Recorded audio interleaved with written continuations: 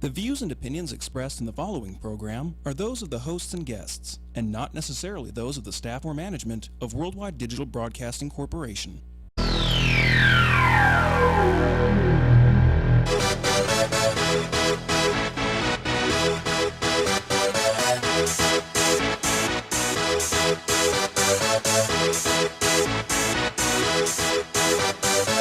Y'all ready for this?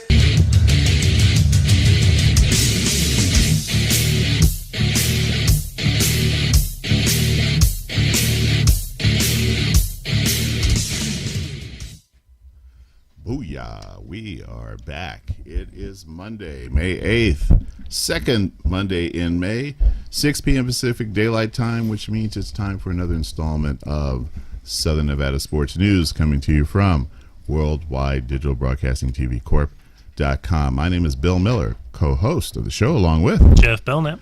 And we have a very good show today. Of course, all of our shows are very good. So if you're missing them, shame on you, but we are glad you are here tonight. First up, we're going to be getting a call shortly, or we're going to be reaching out to a young man who is a recruit for the mighty LSU Tigers, as if they needed to get any stronger. This young man is a sophomore at a high school in Louisiana. He has already committed to LSU. He is 6'4", 330 pounds, and the young man is still growing. And there were already a number of SEC schools reaching out to him. He visited, we know, the University of Texas. Yep. And I got to believe that you know how they are with the SEC. Once they smell that somebody else is on the hunt to somebody, they all join in the feeding frenzy. But the young man has already committed to LSU, and he has promised to be on the phone with us on tonight's show. So we're really looking forward to speaking with him.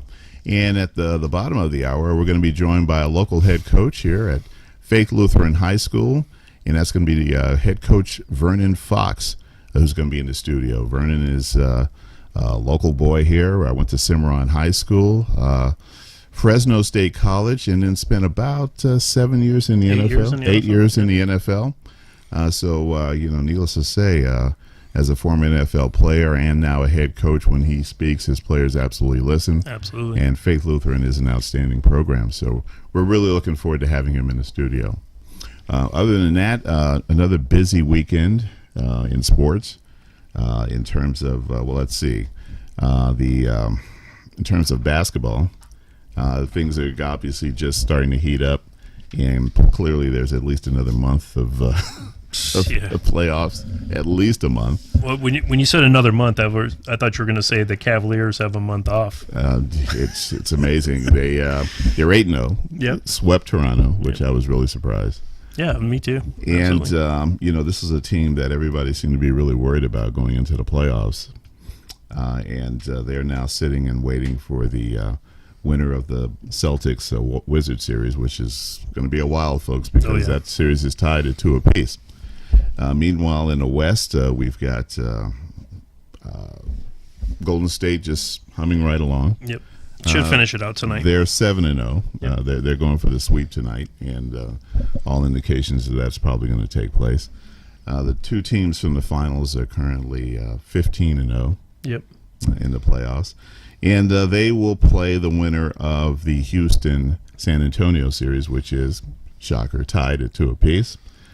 So both of these teams that were in the finals are going to have some time off to sit around, heal some wound.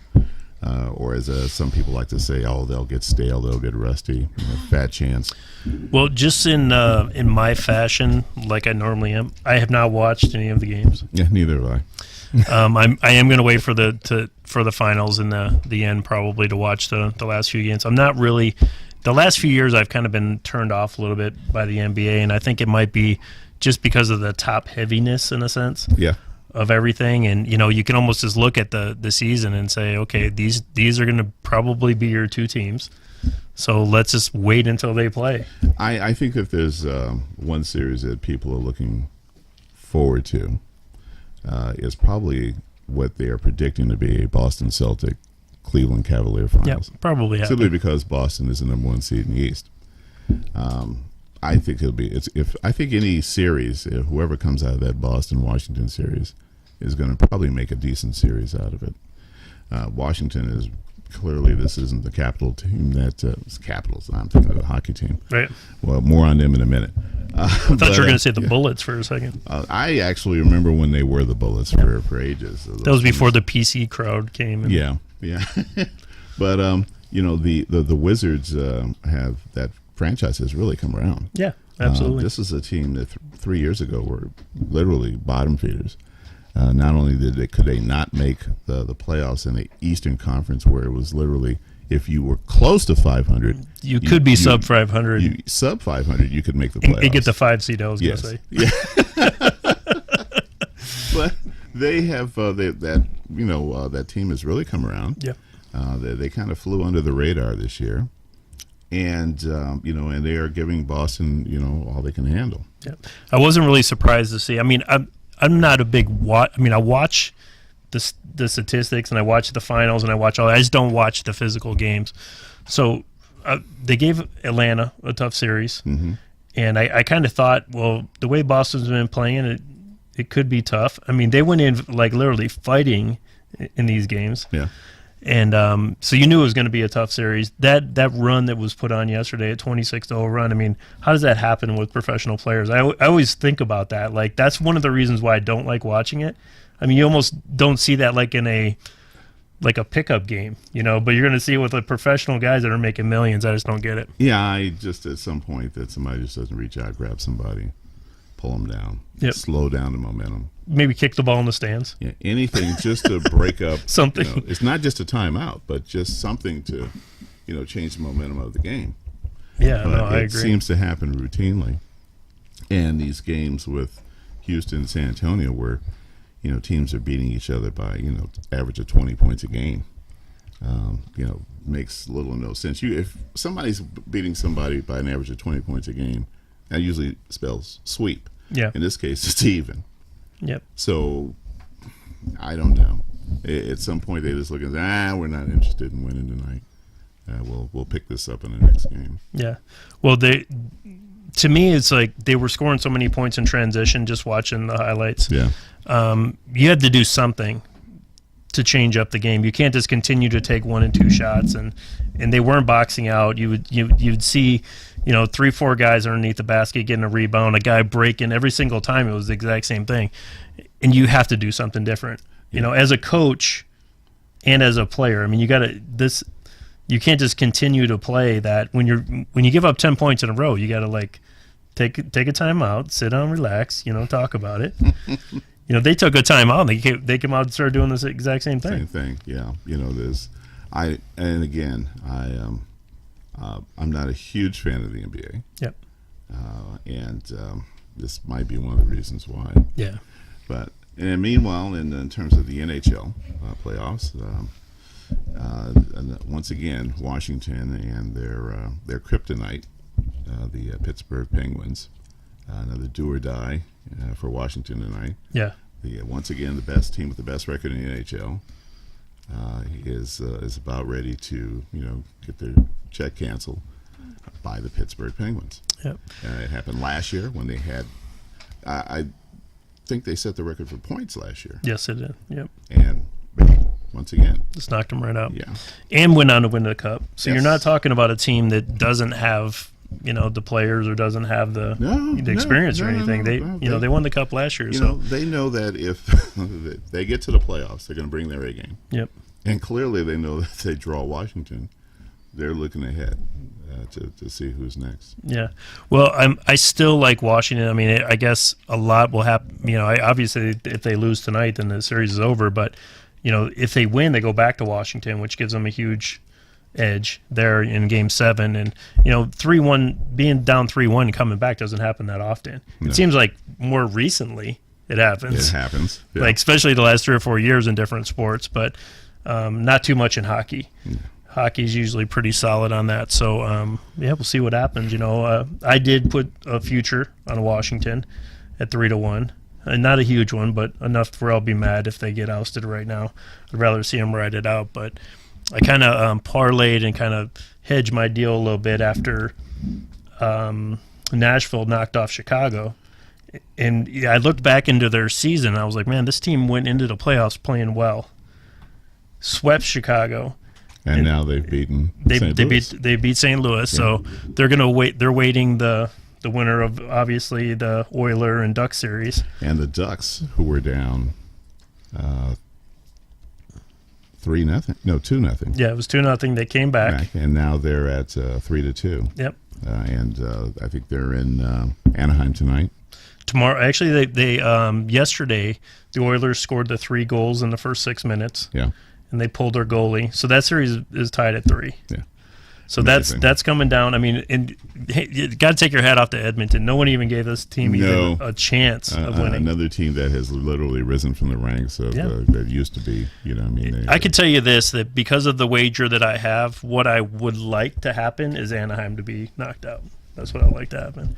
I'd rather play the Oilers than Anaheim at this point. Yeah. Well, you know, going back to the Pittsburgh-Washington series, I guess it looks like that Sidney Crosby is going to be playing. Yes. But you know, just on Capitals up 2-0 in the already. Yep. Yeah. Well, that's. I'm afraid that doesn't bode well. And I think going in that the Capitals, if I'm not mistaken, had lost 7 straight road determining games. Yep. And unless something happens, it looks like it'll be 8 straight. Given the talent that's on that Washington team, is it time for them to start cleaning house? Possibility. I think we can parlay this right from this to talking about the Golden Knights. The Golden Knights signed their second player and a center, and this guy just immediately goes off the next 2 games, scored 6 points. You know, so this guy is like fired up. He's getting in the NHL, which is great. But I was kind of thinking about this draft that's coming up, which I'm trying to get us tickets to, by the way. Which would be keep great. that in mind. Yeah. And by the way, my son Jason bought me my first Golden Knight swag. Nice. Great hat, fitted hat, you know, and it is just it's black. Oh, that's awesome. It's outstanding. Yeah, that's good to see. I actually have a long sleeve shirt. I don't have a hat yet, but I definitely, you know, I'll be decked out. Yeah. I cannot wait to go to the games, man. This is going to be a great experience, especially at the T-Mobile, such a beautiful spot. Yeah, I've never been to the T-Mobile Center. I'm really looking forward to going. Yep. And you know, and but going back on Sidney Crosby, once again, it was a concussion issue. Yes. Now, this is a young man who I think is now 28 or 29. No longer Sid the Kid. Yep. But arguably the best player in the NHL, backwards and forwards. Oh, absolutely. What he's able to do with the puck, back checking, forechecking, passing, assists, he's the real deal. But if I'm not mistaken, this is his 5th concussion. Or 6th, yeah, 5th or 6th. And he was out for, I think it was 15 games? Yes. Earlier this year, yeah. You know, and if this were an NFL player, what would we be discussing right now? Well, the NHL has been known to not follow the rules correctly. I mean, think about it. They didn't even turn the blind eye. They didn't even have to wear helmets until maybe 5 years ago. Yeah. You still saw, maybe it might be 7 years ago, where they still had guys out there with the puck coming at 100 miles an hour with no helmet on. Yeah. You know, I mean, these guys are known to be a lot, in a sense, tougher. And I don't know if it's stupidity tough or like, you know that one guy that's like really not that smart, and that's why he goes out there and does this stuff. And why he'll leap down in front of a puck that's coming at him like 100 miles an hour to block it. Oh, yeah. I mean, I've seen these guys snap like their lower leg like on a puck that's coming at them. I mean, they have padding and everything to block that, but listen, I played hockey. Yep. You played hockey. Yep. You know, it's padding only goes so far. That's right. There's always that little gap that especially if your body's extended. Clearly, it is evolved over the years since I played. Yes. God, thank God.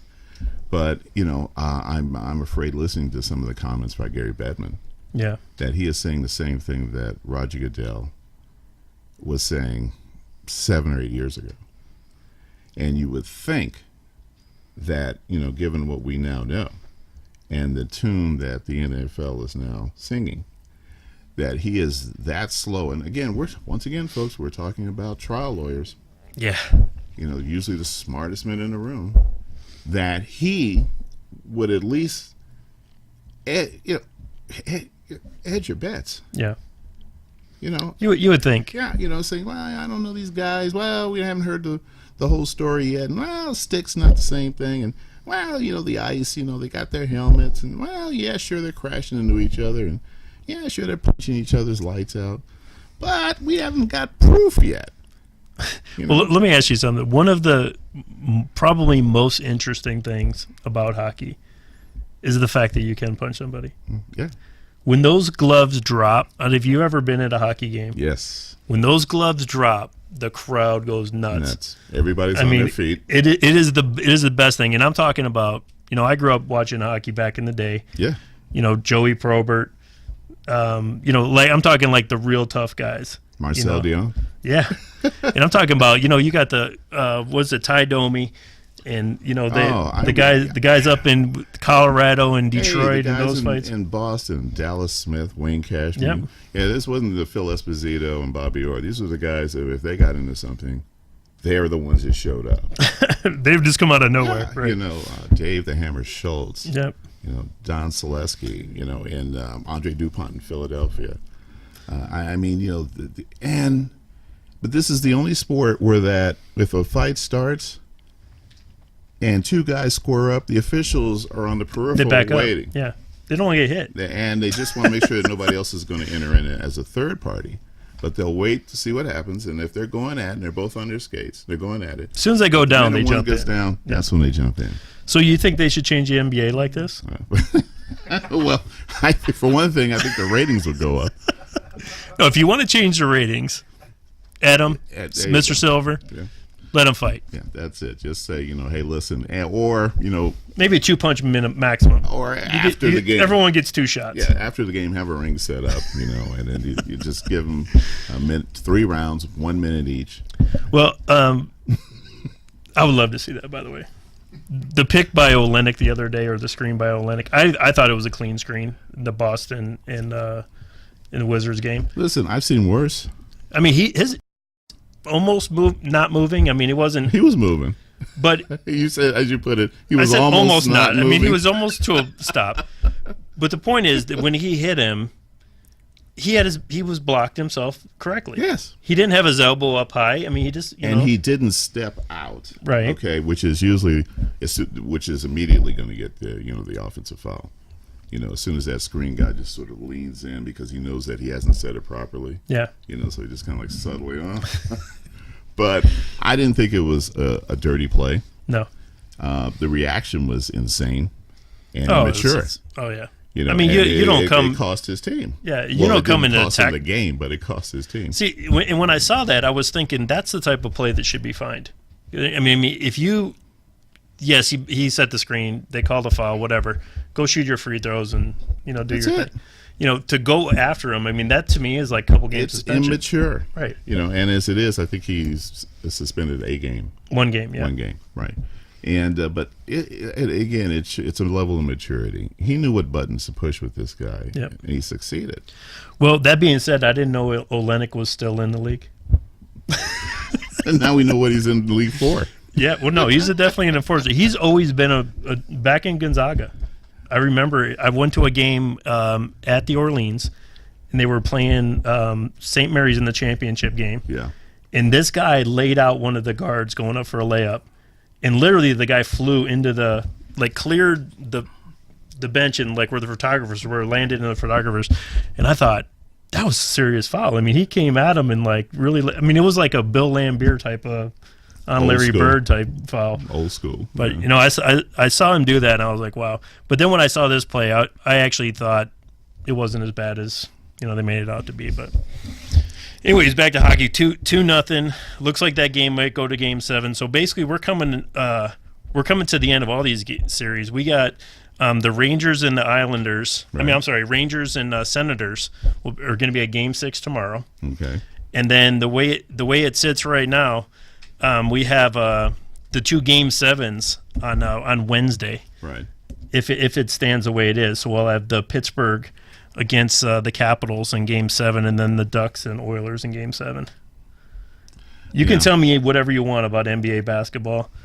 This is exciting. Every time that they cross that blue line, there's something about to happen. I mean, you kind of get fired up and sit up in your seat and wait for something to happen. It's good stuff. I'm just refreshing mind, and 2-0 Washington. Let's for Washington fans, I know. So I've got a good friend of mine who's a Capital fan, and he's just anything Washington related. Oh yeah, okay. Yeah, and so he's pretty hardcore, and he's from Virginia. So okay, and close by. and he was telling me, he goes, as soon as he could see where the stars were lined up in, he just starts sweating bullets once again. He goes, I can't take this anymore. And I told him, I said, well, hang in there, man. He goes, and he's like, do you want to come over and watch me? I go, I was thinking to myself, hell no, I don't want to go watch you throwing stuff and, ranting and raving and carrying on. And, well, it would be nice to see Washington finally pull something out after the years of being really good, but just not quite making it. Yeah. But well, it's the end of the second. Still 2-0. Yeah, still 2-0. Yep. They've got 20 minutes to hang on. But they're in Pittsburgh, and that crowd, once they get going, because for them, they know that there's a real strong possibility that if they lose, Pittsburgh loses. Yeah, that might be the end of the season. Oh, sure. Yeah.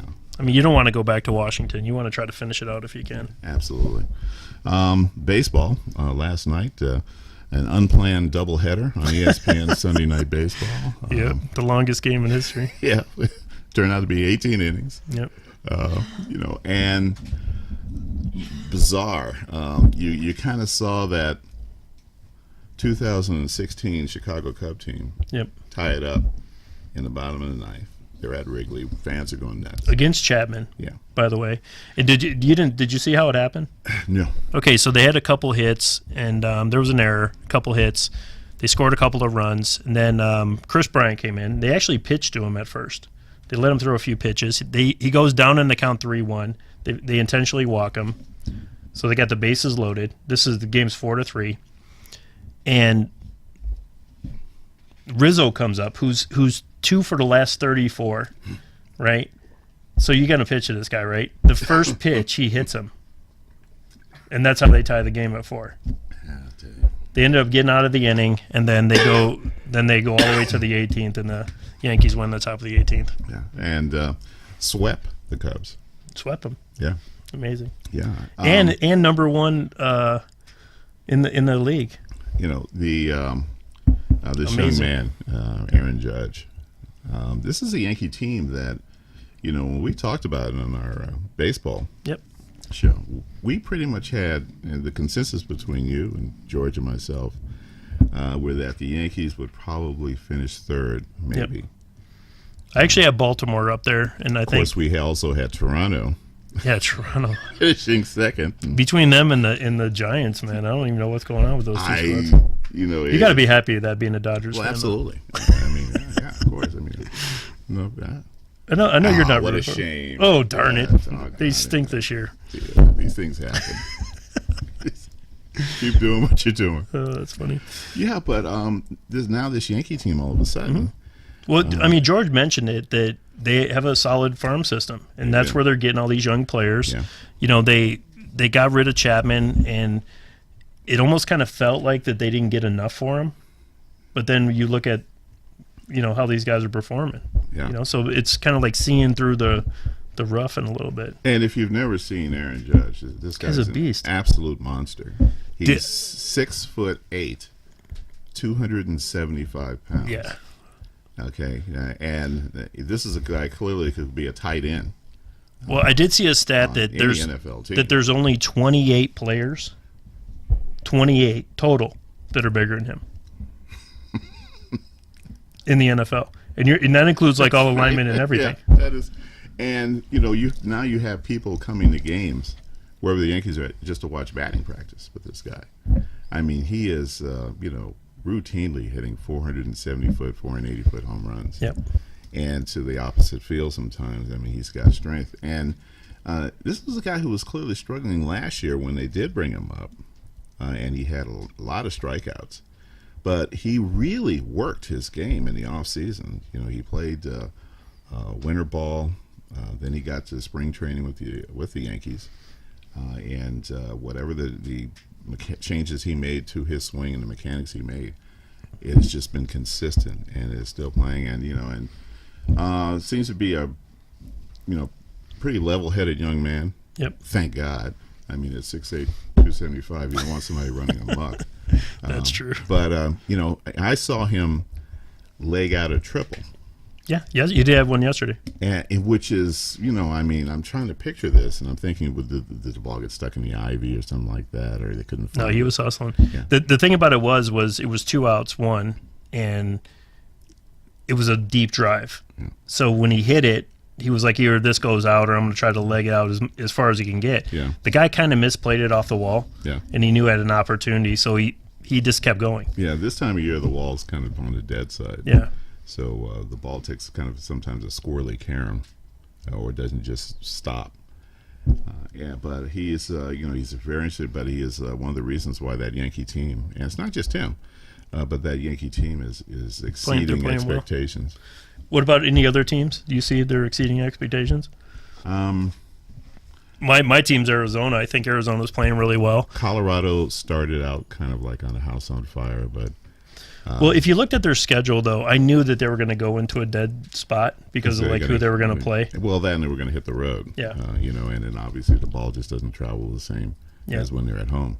A team that really strikes me as being in trouble, and the ramifications obviously are local, is the New York Mets. Yeah.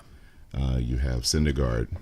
Oh, their whole pitching staffs. Now, you have Harvey, the Dark Knight, being suspended without pay for three days, and the feeling is that amongst Buster Olney and some of the other the ESPN baseball analysts is that they're going to have to try and find another home for him. That whatever it is, New York is just simply not going to be the place. He's I heard he was playing golf, but no one could verify that. You saw that they pulled up a Vegas guy. No. Yeah, they did. They pulled up Wilk, and me being a little bit like I like to watch the lines and everything. I noticed that he was. He pitched Sunday, and then he immediately went out there he pitched Sunday in New York. Yeah. But he was in Vegas on Saturday. Really? So he flew there on Sunday and started, and I'm like, because the Marlins let him up. Oh yeah. And which the Marlins are a tough team. I think Stanton had a couple of home runs. Yep. But he's a long ball hitter. Oh yeah, especially against the Mets. But what a way to welcome you to the Saturday night, and then to say, oh yeah, we need you to pitch Sunday. Emphasis on the day. Yeah. That's the one thing about when you have a farm system that's all the way across country. That always kind of is questionable. Yeah. We Jay and I went to the second game of the Albuquerque. The 51s. Great. It's great atmosphere. Folks, it's the best deal. It's a beautiful field. Beautiful field. Every seat's a great seat. The weather's really nice right now because obviously things are going to start to heat up, literally. Yeah. But by all means, you should absolutely go take a look at a 51s game. Well, we're going to go ahead and take a break, and when we come back, we're going to be joined by our in-studio guest, local head coach Vernon Fox of the Faith Lutheran team. And so you are listening to Southern Nevada Sports News coming to you from Worldwide Digital Broadcasting TV Corp.com. We'll be right back.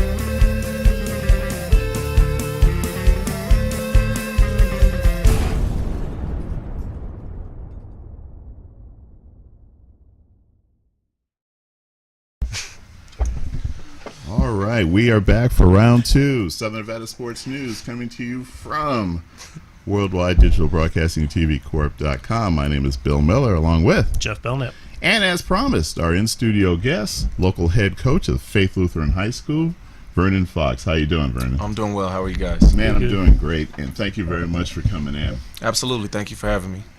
In addition to being a head coach at Faith Lutheran, you really are a local guy, Yes, sir. right? Born and raised. Yeah, and which, we know that there's that age group where that, you can go to people and ask them, like, you ask them my age when they're 60. Were you born here? No, of course not. Right. But, it's getting now a little bit higher Right. than what it used to be, and that we're finding more and more people other than just high school kids who are actually born here and raised here.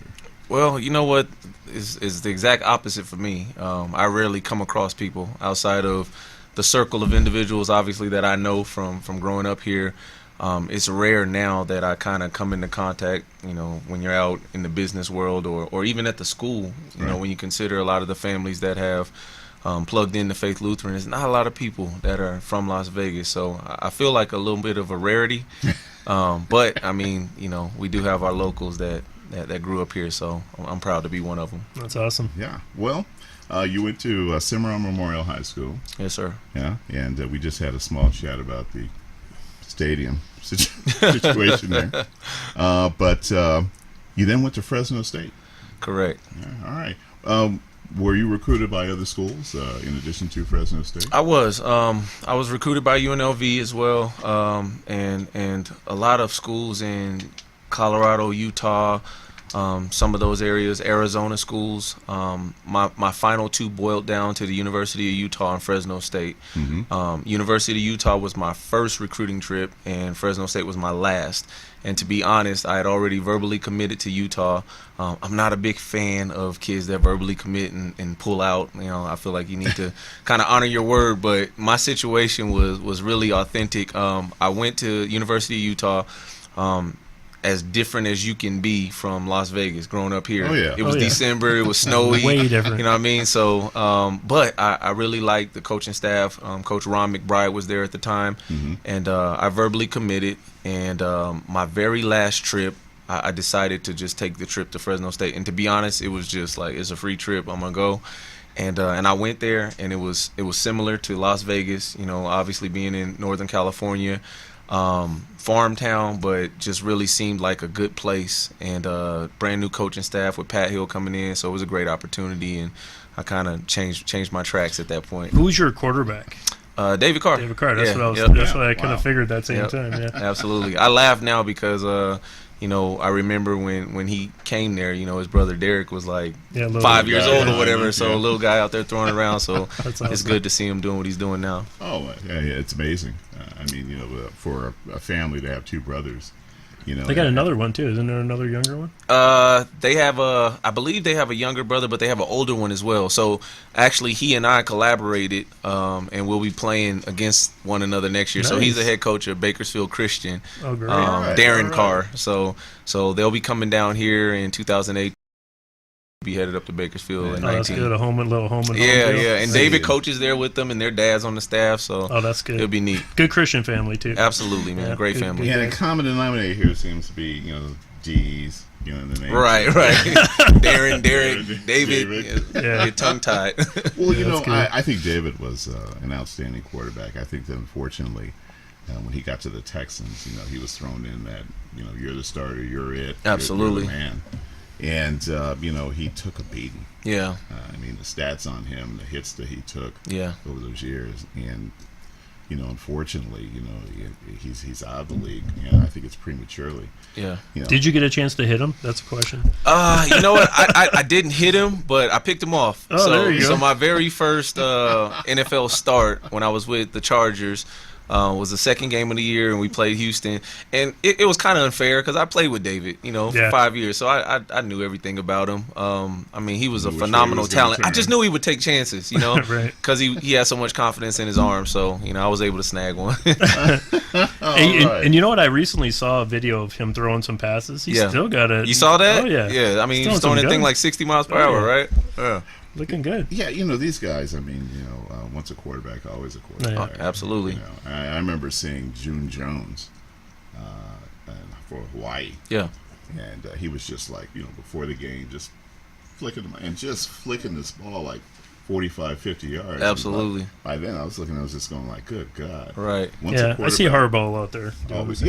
Once a quarterback, always yeah, a quarterback. no, those guys rarely lose it. I mean, might lose a little steam, but yeah, you got to be special to play QB in the NFL. Yeah, you're not kidding. It very much is. It's an elite fraternity. Yes, sir. And I think that, when guys, throw out things like, the guy's a bum, this, and this. Right. I'm thinking to myself, yeah, okay, there's only, there's 32 teams. There's handful 32 people that have that job. Right. That have that starting job. You're doing something right, platform. to make it that I far. don't know. It's a lot of, it boils down to opportunities a lot. I tell people all the time, there were people that were much better players than me that I believe belonged in the NFL, but for whatever reason didn't get the opportunities.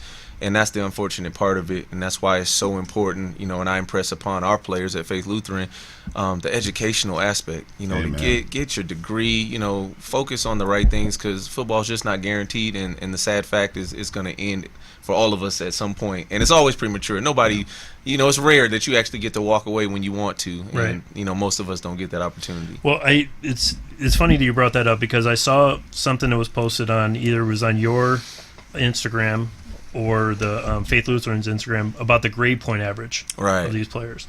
So you guys average about a 3.2, 3.3 the last 4 years. I mean, it's pretty impressive. It's been awesome, and that's just a big tribute to our coaching staff and our players for really buying in. We have a priority system, and it's God first, it's your family, it's academics, and then football is down at the bottom. And our guys have really bought into that, and like you say, we've been able to be above at least a 3.2 every single year, 2 academic state championships in the past 4 years. To me, that's much better than any wins that we can get on the field. Yeah. Absolutely, that's absolutely. great. The kids can read a playbook, as I like to say. No, that is outstanding. And Faith Lutheran is a beautiful campus, and you guys have one of the best football facilities.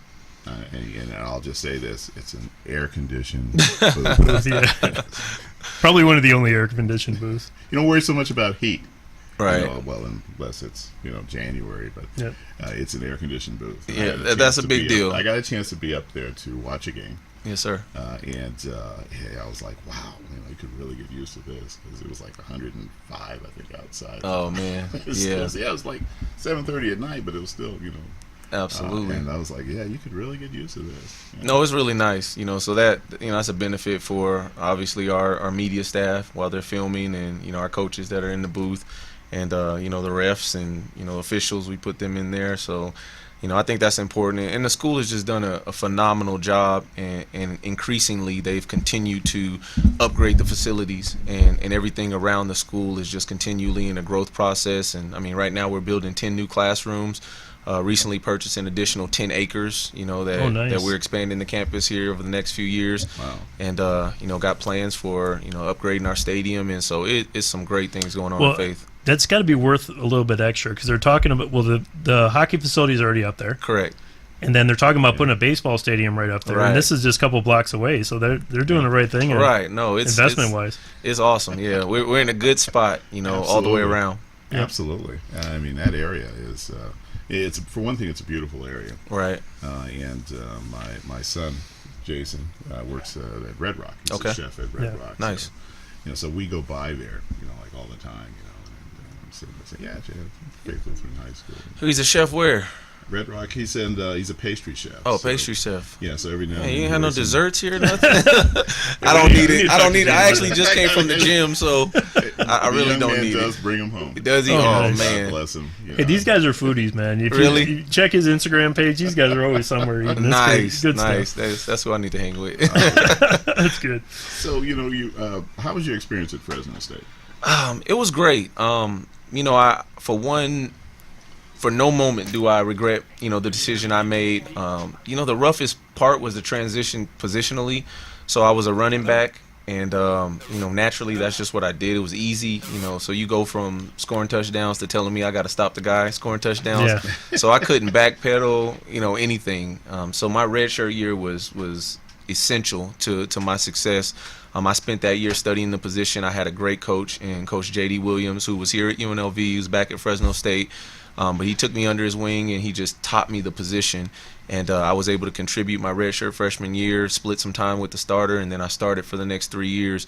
So it was great, though. I mean, everything about it's a college town. You know, it's the main show going on. Everything around there is focused on Bulldogs. Yeah. And, you know, we had a great run, you know, there at the end, that 2001 season. I mean, at one point we were ranked 8th in the country, and David was on the front of Sports Illustrated, and his success really opened doors for everyone else on the team. I think it was like 6 or 7 guys that got drafted that year. Wow. Oh, so great. it was pretty awesome experience. That's good stuff. And so, you know, you started out with the San Diego Chargers. Yes, sir. Yeah, so you stayed in California. I did. You know what? I thought I would be a California person for good, you know. I mean, I went to college there for 5 years, and, you know, spent my first 2 years in San Diego, and kind of fell in love with paradise on it. It is, especially San Diego. To this day, it's like one of my favorite places. It is. Yeah. It's almost perfect weather year round. Absolutely. That's what I love about it. I mean, I'm from here, and I still hate the sun. Like, I was happy this weekend when it was overcast and raining. I mean, I'll take that any day over 110. I just can't take it. Me too. I always tell people there's argument 2 there. bad months here, and it's the summer months. I can deal with Absolutely. the other 10. And the funny thing about it is, like, it doesn't bother me during football time. Like, I mean, I guess I kind of just feel like that's just a part of the gig, but it's nothing worse than wearing a suit on Sunday morning and going outside and sweating to death. Like, I can't take it. You got your workout outfit right after church. Absolutely, man. Like, as long as I'm in workout clothes, I'm good. But when you don't want to put on a nice shirt and just sweat. So, you know, I noticed that there's been a lot more D1 activity at Faith. I know Milshawn went to Boise. Correct. And you obviously have people getting looked at now. We had Elijah in the studio not too long ago. And, you know, it's good to see that. You know, there's actually starting to get a buzz. And I'm not just saying with Faith. I'm talking about with Las Vegas as a whole. And one of the reasons why Bill and I, well, you know a little bit about us owning the football team and stuff. We were looking to give guys opportunities to play. That was our main goal. And even with this show, you know, we're always looking for guys that just want to, hey, let's put your name out there. Yeah, absolutely. You know? I watch tons of film. You know, I'm like the coach that's actually sitting there just watching these guys, like, you know, from a distance and everything. Nice. And, you know, I threw my hat in last year to try to get on a staff, and it didn't work out. And I thought, well, you know what? If God wants that to happen, then He'll open that door. But Amen. Hey, you never know. Absolutely. No, man, it's deservingly so too. You know, these kids out here, you know, when you really get a chance to see the larger spectrum, obviously when you see you know, teams like, you know, us and Liberty and Gorman competing against these schools in Texas and Hawaii and playing these big games. I mean, this year we got Valor Christian on the schedule, and we head out to Houston and play St. Pius the 5th. Nice. So, I mean, we're trying to make it more competitive for our kids, and we're walking away with wins. You know, and so people are getting a chance to see, you know, what is here in Vegas, and it's exciting. You know, this time of year is crazy. I mean, just today I think we had 5 or 6 coaches that stopped through, and that's becoming a daily, you know, deal. Really? You know, and it's big schools. That's you know, exciting. all the schools. You know, we had Oregon State and, you know, Oregon, Washington State. You know, USC, Stanford. I mean, you have all these schools popping in, and that's amazing. I was just waiting to hear UCLA. But oh yeah, well they haven't come yet. Where you at? Come out. That's right. Come on, guys. No, but our kids are getting the exposure, and I think they deserve it. You know, there was a time when I feel like maybe we were overlooked a little bit, and because of a little bit of the success, you know, God's favor and the success that the program and the school is having, you know, everyone is coming in. So that's been a good thing for our kids because they deserve it, and they're getting the offers now too. So I'm excited. That's great. I mean, I watch these guys on Twitter, on Instagram, and I'm seeing like their names popping up like a little bit more often. You know, like I saw Navy today for Elijah. You know, and it's great to see stuff like that. You know, because now I'm seeing it only takes a few guys, and just like you said that, you know, David gave you guys opportunity. It only takes, you know, a few guys getting picked up to say, hey, well who else is on this team? Absolutely. You know, what's going on over here? You know, that's the way it works. And the fact that you guys have like a, you know, kind of a different recruiting process because you're in a sense like an academy, right? Is that how they can consider it, or? Not necessarily. I think one of the things. Let me say this, and you know, Jake Cody, who is the former head coach prior to my arrival at Faith Lutheran, over a decade, he's still on my staff, and he's our wide receiver coach, and he also works specifically in college recruiting. In the case of just the interaction with the coaches, and he does a phenomenal job because he puts the time into it. So, we try to assist our families as best we can. I tell anybody that comes to Faith, because people want to know right away when they come, what can you guys do for my kids? Of course. I don't know what we can necessarily do. We can assist you in the process, but it's the player's job to get it done in the classroom and be productive on the field. That's right. And then it's going to come. But we can't open the doors for you. But I personally, put in calls to coaches. I follow up, when interest is shown. I believe that's important to try to put these guys in the best situation. And Right. Coach Cody does a great job of just, building profiles, communicating with the coaches, sending out the information, and following up. And all of that has really, built a great system. And coaches come here and they seem to appreciate it. So it's working out good for us, and I'm just praying that these guys get the opportunities that they deserve. Absolutely. Well, you're in a unique position having gone through this process. Yes, sir. So, you've been that 14-year-old Right. freshman. Absolutely. You've been that senior. Correct. And then make that transition to college. So you understand that process. Yeah. And you've also had the unique, history of playing in the NFL. Right. Yep. So you played at the highest level. Right.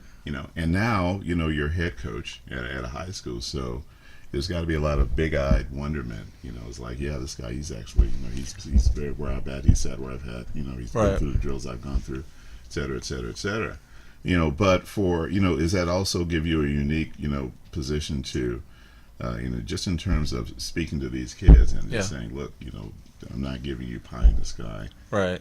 This is reality. Correct.